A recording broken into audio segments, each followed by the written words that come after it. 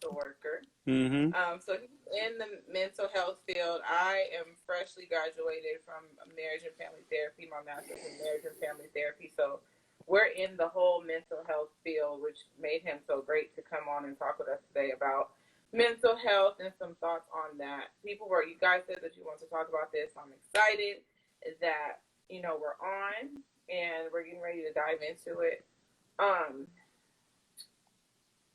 It's just so much Mm-hmm. about mental health. It is so much. Like, Mm-hmm. let's start off by so I looked up some statistics today Mm-hmm. before we got on. So in 2019, they said that 1 in 5 adults live with a mental illness. So that calculated to about 51.5 million adults in America Mm. who live with a mental illness. And then looking in the Black community, they said 16% of Black Americans live with a mental illness. So that calculated to 4.8 million Mm. people Mm. living with a mental illness. Let's start just by talking about the importance of mental health, period. Like, I think it's something that has been taken so for granted for so long. Mm-hmm. Not for granted, but it just hasn't been looked into. It hasn't been taken care of for so long. So now we're in this generation where we talk about therapy all of the time. But do you think it's a fad, or do you think people are really getting it? That's a good question, because there's more of an awareness right now, right? I want to believe it's not a fad. Like, I want to believe like people are actually interested and concerned about their mental well-being. But just like this past in 2020, we seen the not the riots, but the protests and everything that was going on, right? And it was like that was the first time in my lifetime that I seen just everybody supporting the movement, and then it kind of just faded away, right? So personally, I do believe it's a fad, but I think mental health is just like I don't know why it doesn't get the same respect as physical health, right? Because it's equally important. But even that, though, I feel like that working out right now, and it's been around for a couple years now, but I don't know.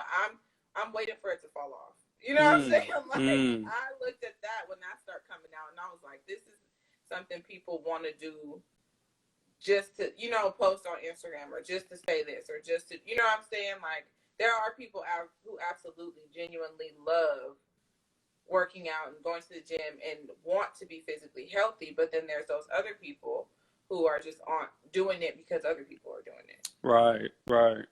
And so you're so right. Like, it's unfortunate, right? Because we are all impacted, right? Whether we have unhealthy coping skills, or if we are the most healthy, spiritual, engaged person in the world, like, we all have to take time and really look at our mental health, because it affects everybody, right? But for some reason, it's in the same sense as mental health, right? Like, physical health. If I may eat crap, not work out, right? But then when I go to the doctor, get my blood work done, and I see something wrong, then I'm like, oh, at that point, I either got to make a change or continue going down the same path that I do. So I think most people are able to manage, for the most part, in what they believe is acceptable. Right. So they never really take that step into, oh, man, I need help in this situation. I've done it too. You know what I mean? I've been through stuff in my life where I'm like, maybe I should go talk to somebody, right? Because I'm not, I'm not doing the best. But I think, we'll get to this in a minute, but I think, it's not a problem until it's a problem. Right. Right, so. right. Absolutely. Absolutely that. It's some, but then there's with mental health though. So with physical, and same thing with physical health though. They're very, like, now that I'm talking out loud about it, they're very similar. Mm-hmm. You can go to the doctor and you can hear you're pre-diabetic. Mm-hmm. Think about soul food. Mm-hmm. She knew she was diabetic, and she was like, "Nah, I ain't dealing with this." Mm-hmm. And it's the same thing with mental health, because it's in both scenarios. It's scary. Mm. It's scary to feel like something is wrong. Right. It's Right. scary to feel like you're not okay. You know what I'm saying? And then I wrote this down too, talking about the idea of mental health being synonymous, unfortunately, with the word crazy, especially in the Black community. I don't need to see a therapist. I'm not crazy. Right. Right. So it's scary. Yeah. And I think that's, Thing for people. I know in a Black community, I know that, you know, we look at that like, oh, you weak. You know what I mean? You're not just crazy, you weak. Like, what? You need help. Yes. You can't work through that. You know what I mean? Like, right. you can't, you can't push through that. We're seen as like the group who has to always be resilient and work through whatever problems we have. So like seeking out help is a sign of weakness in our community, right? Like we should be able to go through something and deal with it on our own, which is such a, I don't know where we get this idea from, but I think some of the beliefs that we have is what's keeping a lot of us in our condition that is not healthy, right? Because I don't want, first of all, it comes down to how you want people to see you, or how you're trying to live up to some standard, or approval from somebody that you don't like. Even if you know you're not right, you like, I can't go do that because in my head that I'm weak if I go do that, and I don't want to be seen as weak, which is crazy. Right. And this is the question I wanted to ask you. As a Black man, have you suffered from mental health issues? Yes. Anxiety, depression. Okay. When you started to feel those things as a Black, was it before you got into the field, or was it after?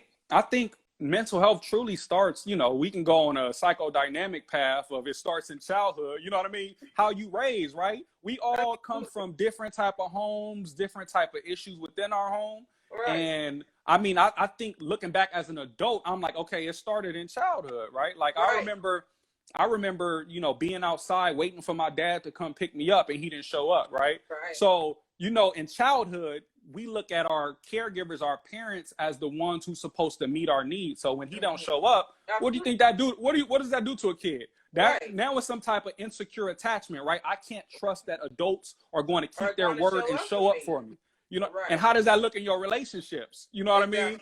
Maybe that fear of rejection comes out, like where I don't want to be I don't want to be the first to reach out. I don't want to put myself out there because I have this fear that I'm going to be rejected. I'm going to have this fear that this person's not going to show up for me like they said they would. You know what I mean? So it definitely, a lot of the times I feel like starts in childhood. But then, as I move forward in life, 2012, I was robbed at gunpoint, right? So I'm like, after having, growing up in a certain community, you see people, you hear about people getting killed, that's the thing in our community. So when I see the people robbing me, I'm like, oh, it's my time.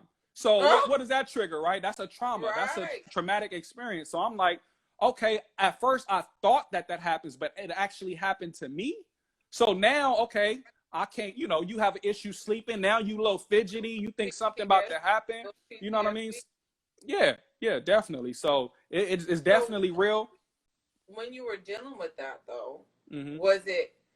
Did you feel like I could say that? You know what I'm saying? I'm struggling sleeping at night. I'm a little jumpy when something go off the wrong way. You know what I'm saying? Were you comfortable saying that? Or was it something you were just like, I got to deal with this? I would say I was not fully comfortable, not as comfortable as I would have liked to have been, right? But I think with that situation, because it was so extreme that, and that's another point, because it was so extreme, I felt more comfortable speaking about it, right? It was extreme in my opinion, like, okay, because I'm thinking, okay, anybody who would have been through this type of situation may have a similar, reaction. But I think for some of the mental health issues or the traumatic experiences that we think aren't as extreme, we as a society, we have a hard time embracing people and empathizing with people who may go through certain things, because it's like, oh, I've been through that, you should be able to get through that. You know what I mean? Exactly. It's dismissive. So now if you feel dismissed by what you're experiencing, that's going to cause you to shut down most likely. Exactly. Absolutely. I'm thinking about the safety that we create for Black men, especially in the community, to say, I'm dealing with this. Like, is that safety net there for them to feel like I can say that and be accepted? I can say I am depressed. I can say I am having anxiety. I can say I've had suicidal thoughts, and people aren't going to look at me crazy for it. You know, like, and just mental health, period, in general, creating that safety net. You know what I'm saying? But for women, I feel like it's more accepted. I can say those things, and it will be like, okay, you know, like, all right. But I feel like for men, it's not. You're absolutely right, and I think when it comes to that, I agree with you. It's not. I wouldn't say when I was younger, you know what I mean? That's a sign of weakness. Expressing your true feelings, being vulnerable is a sign of weakness, no matter how you put it. We see it that way, and it's not that way, right? But it's hard to change the narrative and think of it as a sign of strength. How courageous do you have to be vulnerable, right? To express how you truly feel and not care what people think. That's so hard for us, I think, as men, as Black men, to do, because it's like, bro, really? You know what I mean? That's be going through the same thing, right? They may be going through the same struggle, but we haven't normalized it to say, like, to talk about real life stuff, real life problems, right? We keep things surface at a surface level. We talk about sports. We may talk about girls. We may talk about anything that's surface. But when it comes down to like true feelings, true life experiences, that's like shunned upon. Like don't do that. You know what I mean? Don't go there. Because it's uncomfortable. Definitely. I was having a conversation with my aunt over the holidays, and we were talking about communication and just how I feel like in our family, we lack effective communication. And she was like, I know how to communicate. And I was like, okay, but the communication takes more than talking. It's the listening piece, too. Right. So we start diving into that. She's like, all right, get off of me. Like, all right, that's enough. You know, like, because it's uncomfortable to talk about things that you feel like you've been dealing with, or you've done it this way for so long, and you know, like, it's uncomfortable to get to that point and start. And honestly, that's what therapy is. It's the mirror, right? Like, you're just when I go into therapy, I'm just reflecting a mirror to my clients and asking them questions like, do you see this? You know, like, and what's wrong with the picture? So when I put up that mirror to you, and especially if you're not ready, it's gonna be uncomfortable. And I think that's where we struggle, because like you said, we can talk about the surface level things. We can go there because that's not going to trigger me. But don't talk about how Trina just cheated on me and we just broke up. And you know what I'm saying? Like, like think of right. And think we can talk about the girl that I took out last night, because forget Trina. You know what I'm saying? Right. Like, right. You know, so I think I don't mean to cut you off, but I think I think when you say like things triggering us and have to really face our emotions and our feelings, men are not as strong as doing that as women are. Like we you know, everything doesn't phase us, right? Yeah, I can get over it. Oh, it's cool. Like, because if I have to feel that, man, you know what I mean? That emotional maturity to where I have to feel that emotion. I have to like really face it and deal with it on a day-to-day basis. Come on now. Like, what we turn to when we got to feel that. And because you're taught you don't feel that. You know, a lot of men are taught that. This is how you are a man like this. We don't cry. We don't show our emotions. We don't show our weaknesses. That's what we're taught. That's not us, but y'all. Right, that's right. what y'all are taught. You know, like, as a lot of men are taught that. And it's normalizing expression of emotions. You know, like, no, we don't need to be crying every day. Something's wrong if we're crying 24/7 a day, 24 times a day, 7 days a week. But if something makes us upset, it's okay to cry. Like, I was telling one of my friends, he recently had a death in his family, and he was we were talking. He was telling me how he was crying, and his son had never seen him cry. And how his son was like, I want to go back in there with my dad. Like, I've never Mm-hmm. seen my dad cry. And I was like, it's showing him a healthy expression of emotions. You know what I'm saying? Like, when something Right. sad Right. happens, it is okay to be sad. Like, I teach my clients that in therapy. When something sad happens, it's okay to be upset. Like, you don't have to be the strong parent all the time to where your kids never see you show any emotions. You have to model that for them. Because Right. otherwise, they're going to go into life and they're going to be like, oh, okay, this is how I live my life.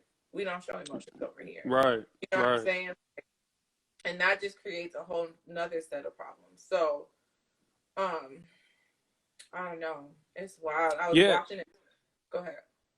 No, just to go back on that point, when you talk about just not allowing men to show emotion, right? To tell them that it's not acceptable. I mean, as I've grown older, dated, been in relationships, it's kind of like, okay, I'm no longer comfortable doing that, right? Like women are um, more likely to show emotion, to express their feelings. And then as a man, not being able to have that outlet, not being able to tap into that side of you, but now you in a relationship. That's why I like Right. relationship work so much, because it truly exposes the mental health side of you, right? Like you don't know how to communicate because you don't know how to express your feelings.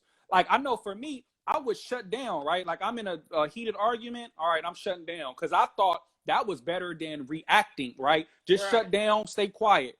But then I had a supervisor who told me something that really stuck with me.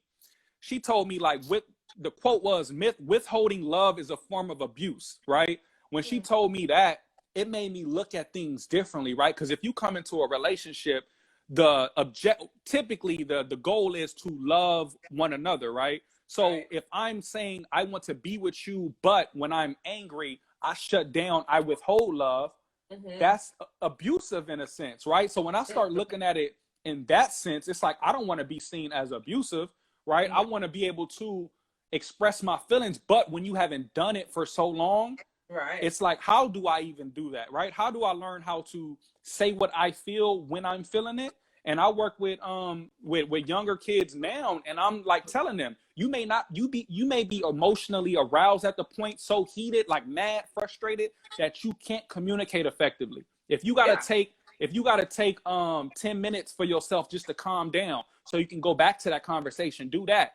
But I recently had a session this past week where I was talking to a client, and he said that he lives in a house with his uncle, and I guess he's like very opinionated, right? So his uncle basically called him a name, made him feel bad about himself. So he walked away to his room, right, to calm down, and he thought in his head that that was a sign of weakness. He said, I should be more mentally strong and I should be able to handle what he was That's telling me. And I'm deep. like, right. And we really unpacking that. And I'm like, why do Yeah. you think it's a sign of weakness to walk away when you're triggered? Right. Right. If you stay in that current environment, what are you likely to do? You probably go Right. say something crazy. You probably gonna hit. You probably go do something that's not productive. And so he thought his coping skill, which was a strength, which was I applauded, Right. like good. You know what I mean? He Right. thought that was a sign of weakness. Look at the mental health picture on that, where you think something is weak when it's actually a strength. Right. When You know it's what I mean? right. So Right. That is so it's so deep out here. that is so deep. And that goes back again to men. You know what I'm saying? I'm backing down from a fight. You just called me out, and that to me, you know what I'm saying, for his narrative is I'm backing down from a fight. Right, Can you right. Yeah, hear me? Can you I hear can me? hear you. Kind of Okay. slowed up a little bit, but you good. Yeah. Okay. Um. Yeah. I'm not. You know what I'm saying? I'm being challenged, and I'm not taking the challenge. I'm not accepting the challenge that's put in front of me. So to changing his narrative, that is so crazy. That is so crazy. But then that brings me to a question Definitely. And too. but think about. That oh, that brings me to a No, go ahead.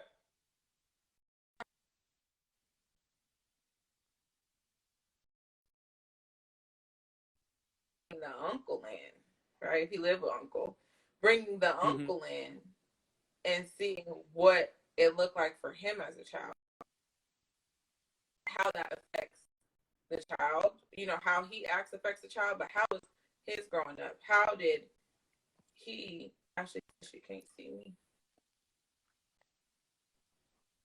Can everybody hear me though? You kind of freezing a little bit, but Am I can hear you.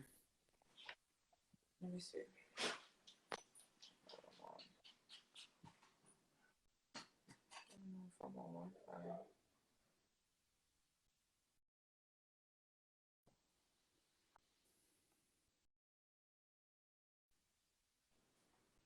Yo, you buffering, but I can hear you. So there you go. You back. It's better.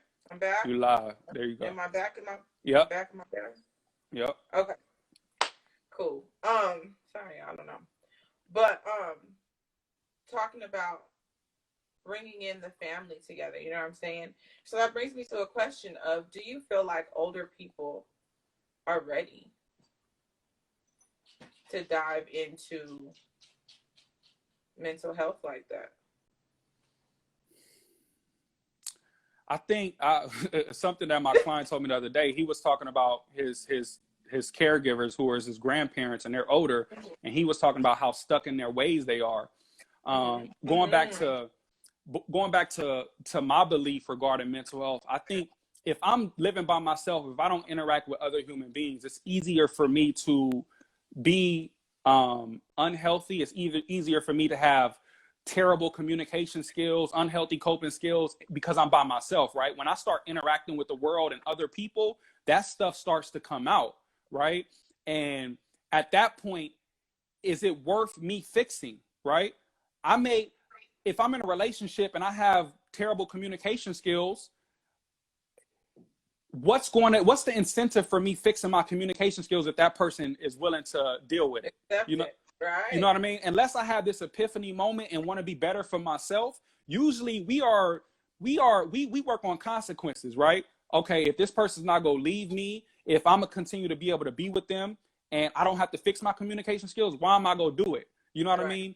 I think we all have that moment where our mental health is not right, and we get to a place where we like, I can't live like this. I need to do something about it. So it's usually when we are in a state of crisis, right, where I go seek help. Right. Most people aren't doing a preventative work. You know something's wrong, and I know I need to fix it, but I'm not gonna fix it until it reaches its, the end, and I absolutely have to fix it. Right. So that's typically how we work as human beings. But I think everybody, they either gonna address what they dealing with, or they like, no, I'm fine with how I am with this problem, and the people in my life is just gonna have to deal with it, which is unfortunate, right? And I think that's a lot of the older generation that they are in that space. And I think the answer for that is, okay, but how can we help the younger generation now to be better? You know what I'm saying? Like, if we can acknowledge there's a problem and you don't want to fix it, that's fine. That's your business. We can acknowledge there's a problem. You don't want to fix it, but how can we help your child, or how can we help your grandchild, or how can we help your nephew to not get to this place where they have a problem as well, or whatever you want to label it. But how can we get to that space or that place? I think I asked that question because I think a lot of the older generation, they're just not open to it, and it would mean changing a lot of things that they've been doing for years, like 4 years, and undoing a lot of things that have been done for years, and relearning and reparenting yourself at the age of 40. And I think that's just unrealistic. Man, and that takes humility, right? Right? To actually be self-aware, look at, okay, these are the areas that I struggle in. Right. And this is what I want to fix. Usually as you get older, most people ain't doing that, right? But to your original question of how do you influence the next generation when you're not willing to do the work, that's very tough, right? Because kids are smart and they look at not only what you say, but what you do, right? Absolutely. So you telling me I need to go take care of my mental health, but you not doing it.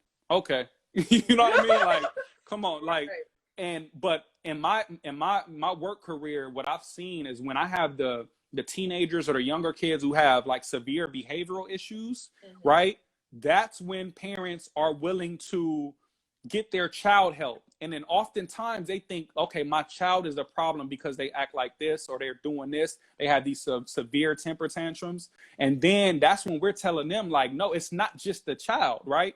Okay, how do you relate to this child? Like, you know, recently I've been looking into emotional coaching, right? When you feel sad as a caregiver, as a parent, how do you respond to your child when they have uncomfortable emotions? How do you respond to that? You know, most people, it's like, especially if you're a young boy, like, get over it, right? So you're not able to empathize with your child. You're telling him to be dismissive of his own emotions. And a lot of the kids that I'm working with, it's like, no, all emotions are acceptable. You don't have to deny any of your emotions. Like, they're all acceptable. How you respond, right?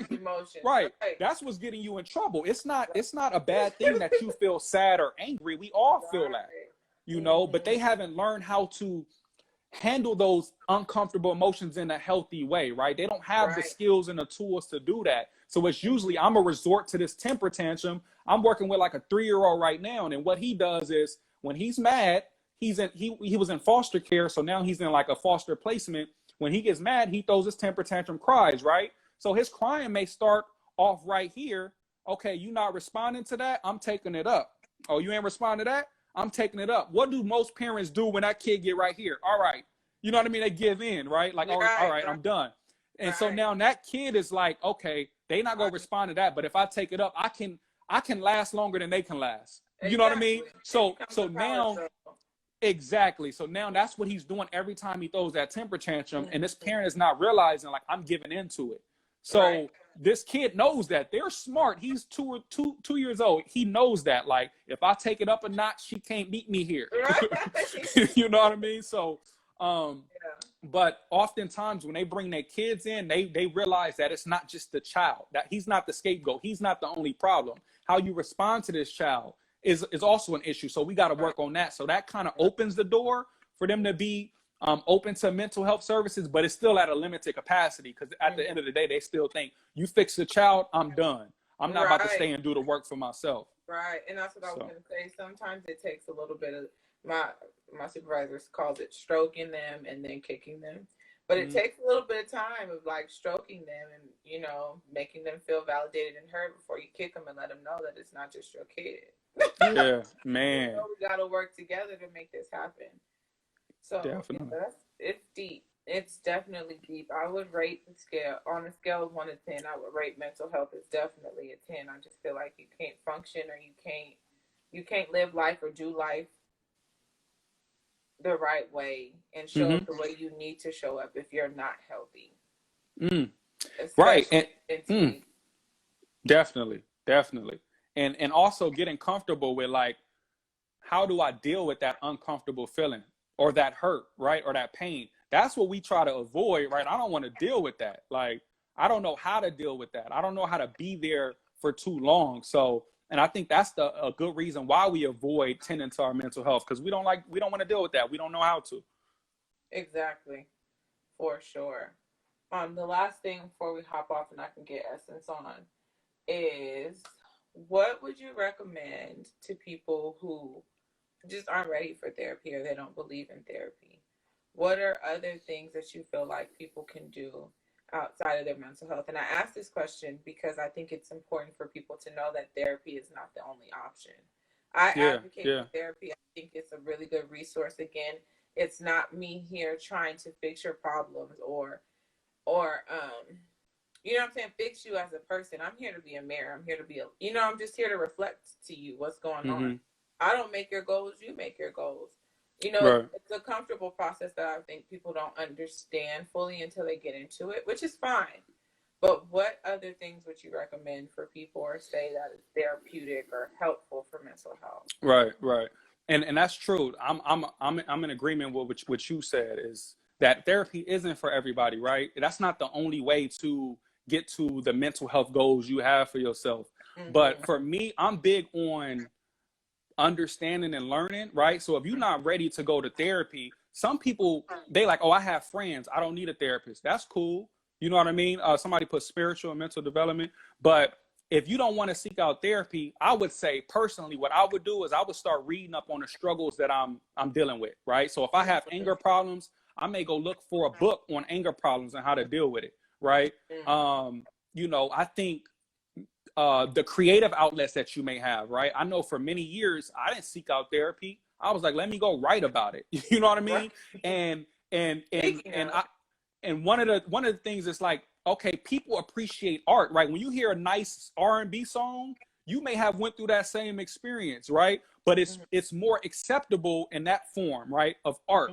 So if you have not even if you don't have a gift to write, you can journal, express your feelings, right?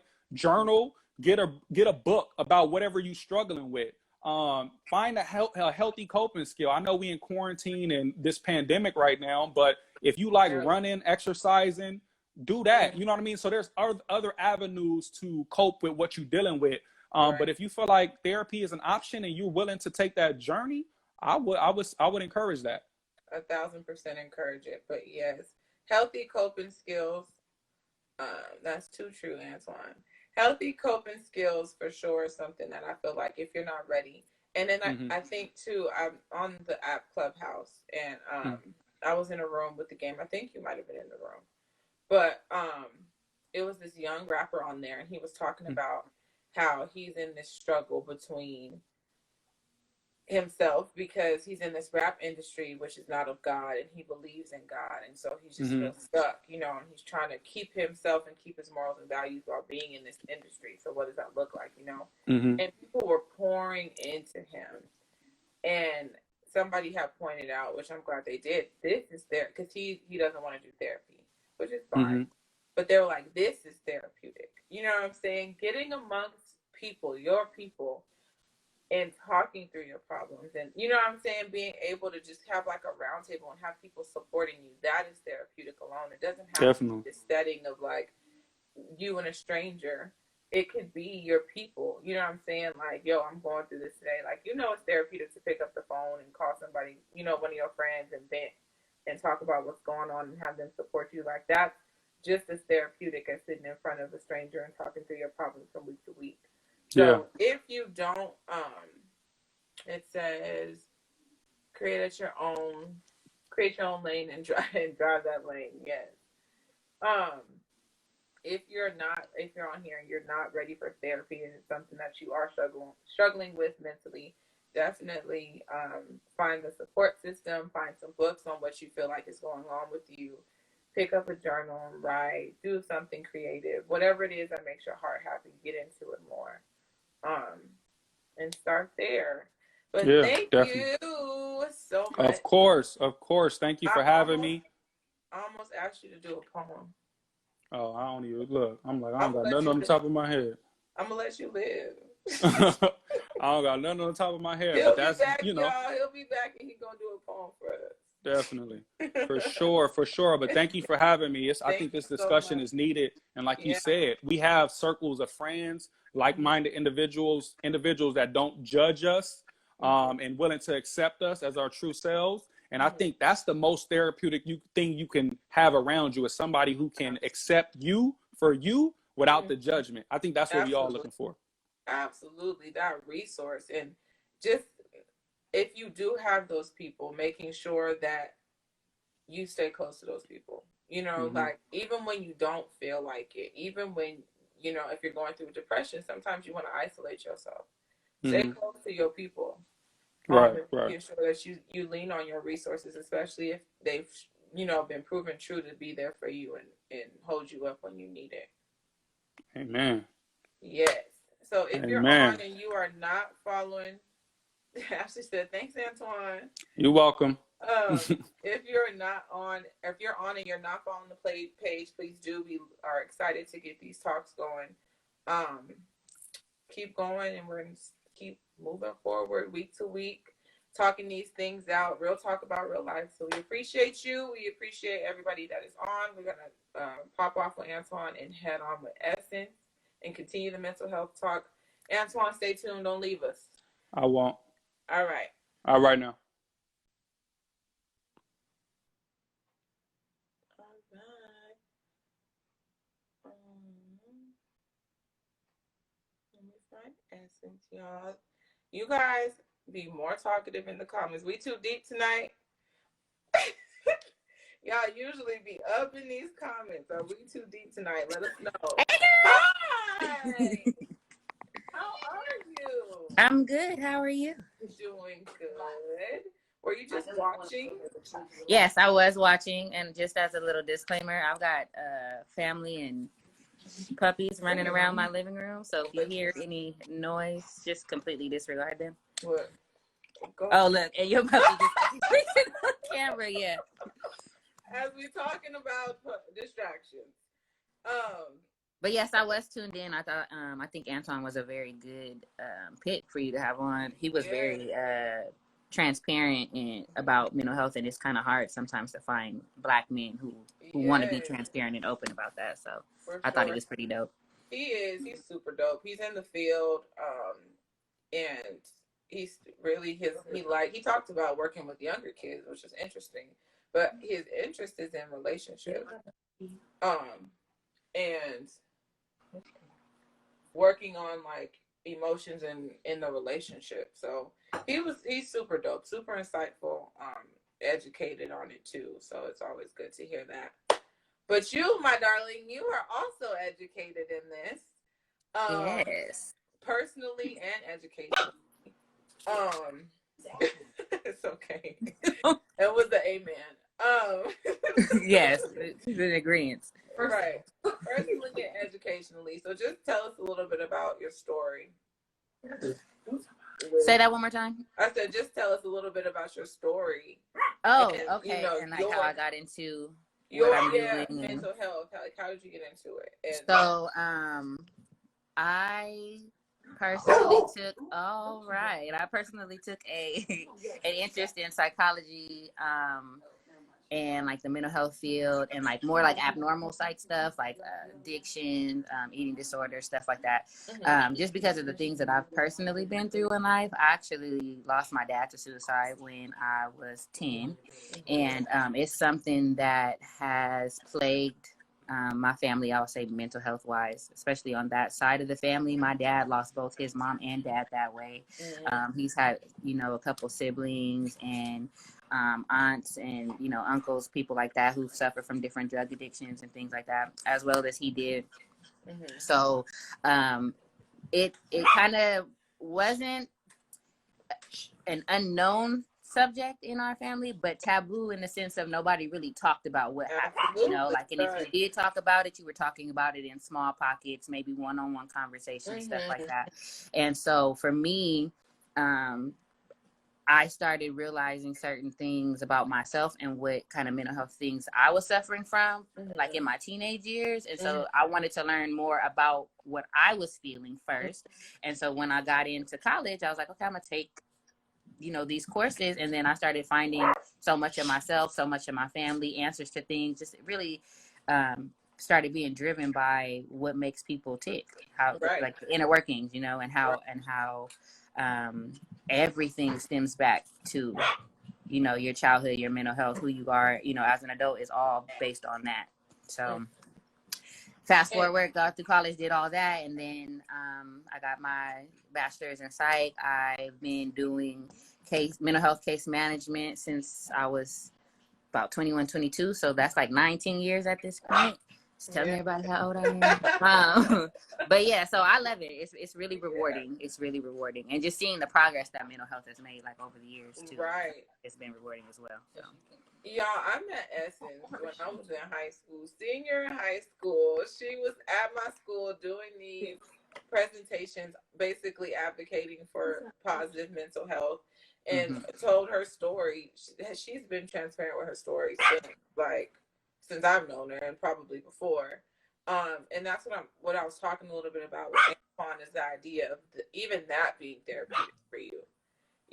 Like being open and talking about it, It was so scary. I was literally just telling my aunt too how I met you right before I got on. So I was telling her that same story. And it took a lot in the beginning, especially in your early 20s, to get up in front of people and tell people those kinds of things, especially because there was almost a little bit of shame, I guess, that I felt like in regards to disclosing how my dad died, you know? Right. And so the more I learned more about what happened and the more that I was open with other people, I realized that it took some of that power away. So that shame, that guilt, that embarrassment that I would feel, it wasn't there anymore, because then I was finding healing by sharing my story with other people. Exactly. So exactly. it does work. Yeah, there are other ways to do it besides sitting up in the therapy room. But you even saying that just proves the point of the effects of the family, because you said that the subject was taboo. So if I can't even talk about this with my family, how am I going to stand up in front of people I don't even know? So I can't talk about this with the people who are closest to me. So, but now I'm supposed to stand up in front of strangers and tell my story and talk about the fact that I committed suicide and say that out loud to people, when in my family we don't talk about it. We don't even go there. You know, like that just goes back to the idea of and healing yourself. And one thing that's, you know, was interesting when I was in my internship that we talked about was the idea of reparenting yourself. You get into these, you know, when you become a parent, especially, you start seeing a lot of things about yourself that, you know, you may want to heal, you may want to work on, or whatever. And it's the idea of reparenting yourself and looking back and saying, like, okay, I can appreciate my mom for what she did, or I can appreciate my dad for what they did. But I know as an adult that this isn't necessarily right. So now I have to unlearn some things and and have grace with myself, because I taught certain things that I may not feel like is right now, and have grace with myself because, you know, we're here. But now then relearn what's right, you know, and changing habits that we've had at this point for 10, 15 years, you know. Unlearning and relearning is probably the biggest factor of growth. Having to step outside of those, well, this is how I've always been. Right. And really taking the time to go, well, this is how I've always been, but why?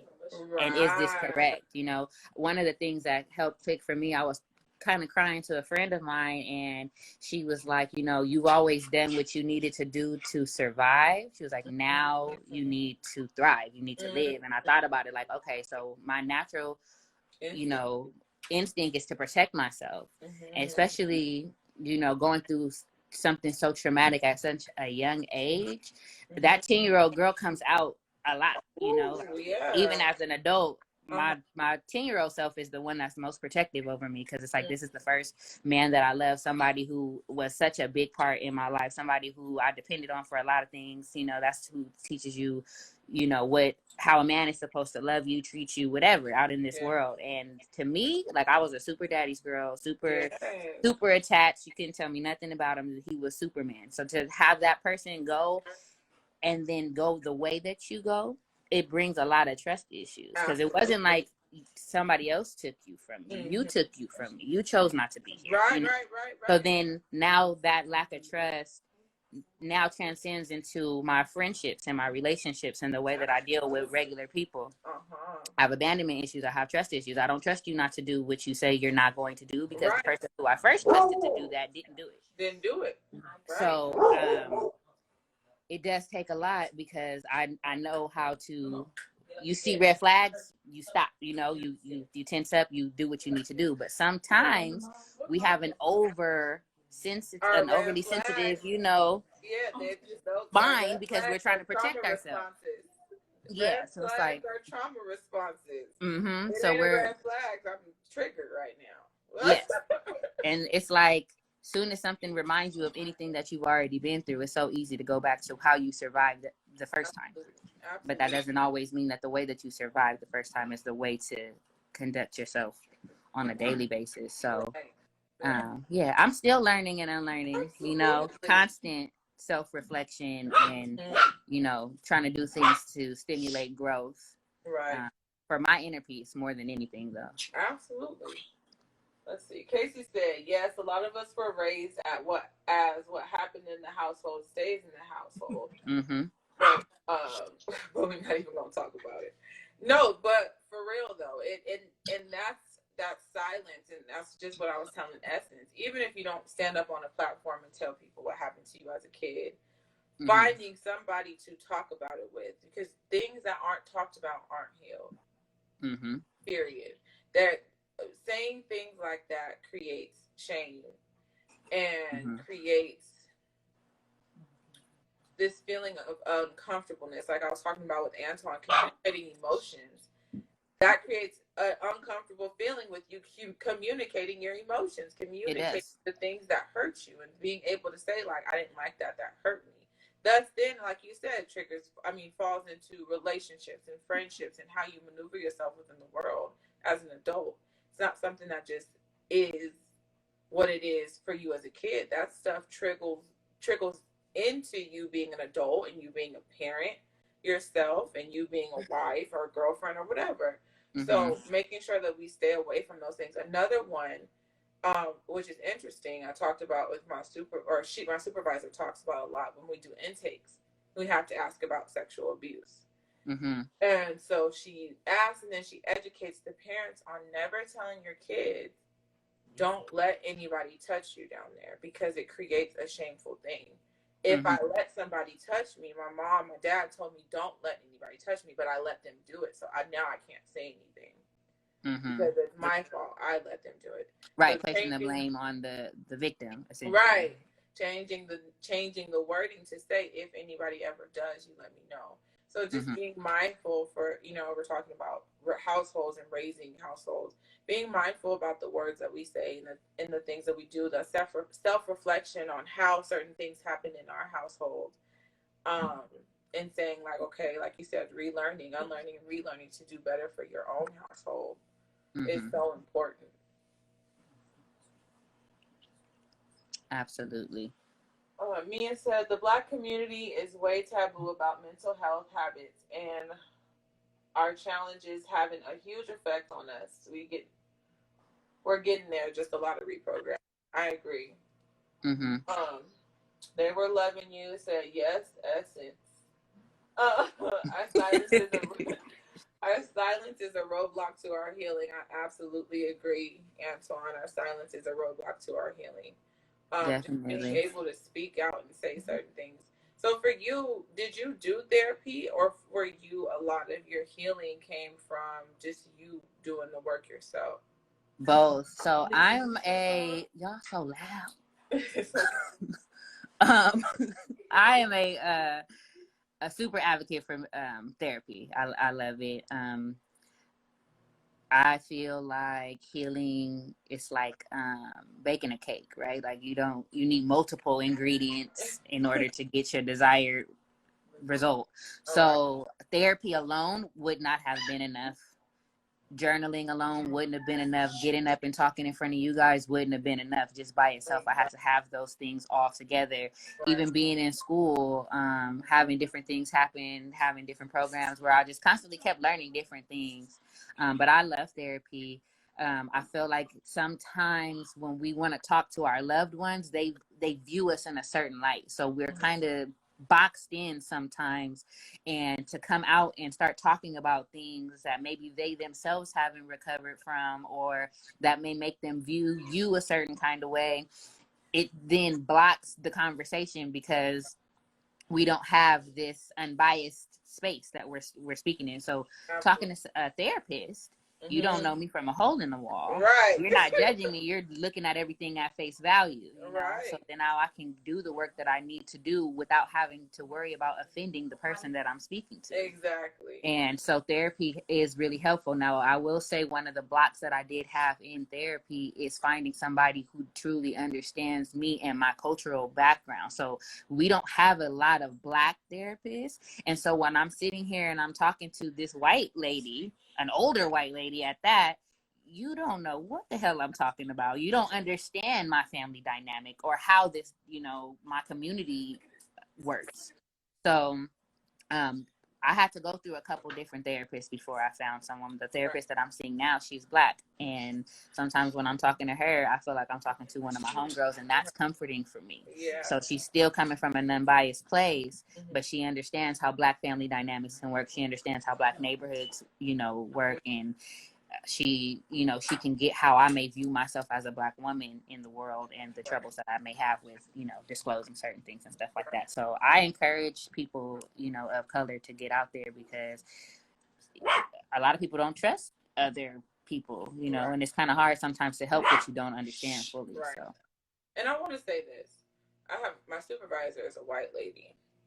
And so she's gotten, when she gets Black clients, a lot of the times they like, no. Mm-hmm. No, ma'am. We're not doing this. Yeah, because even if you comprehend, you still don't relate, so. She's always like, okay, let's do a few sessions. And if you're still uncomfortable, we'll make the change. And they end up loving her.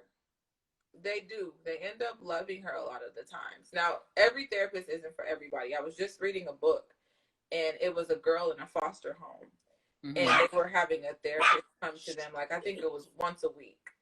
And so it was a white lady who was married, and like she just had all of these good things going for themselves. So these girls were looking at her every time she came, like, what the hell can you do for me? Like, mm-hmm. You don't like you said, you don't understand my background. You don't understand.